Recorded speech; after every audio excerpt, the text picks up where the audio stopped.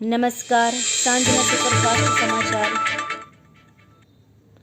અમદાવાદ એરપોર્ટને મળી બોમ્બથી ઉડાવી દેવાની ધમકી, એરપોર્ટની સુરક્ષા વધારાઈ.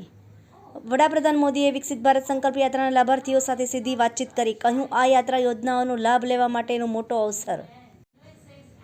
ગુજરાતમાં કોરોનાના નવા વેરિયન્ટની એન્ટ્રી, JN.1ના નવા 36 કેસ નોંધાયા. સીએમનું હેલિકોપ્ટર ટેક ઓફ જ ન થયું, ઉડાનને વારંવાર કેમ લાગે છે બ્રેક?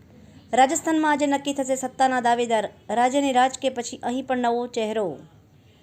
રામનગરીની ગરિમા વધશે, બદલાઈ ગયું છે અયોધ્યા જંકશનનું નામ, હવે આ નામથી ઓળખાશે અયોધ્યા રેલવે સ્ટેશન.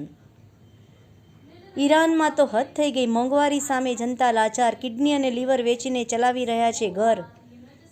ખેડૂતો માટે સારા સમાચાર, પીએમ કિસાન યોજનામાં મળશે વધારે રૂપિયા, નાણામંત્રી કરી શકે છે મોટી જાહેરાત.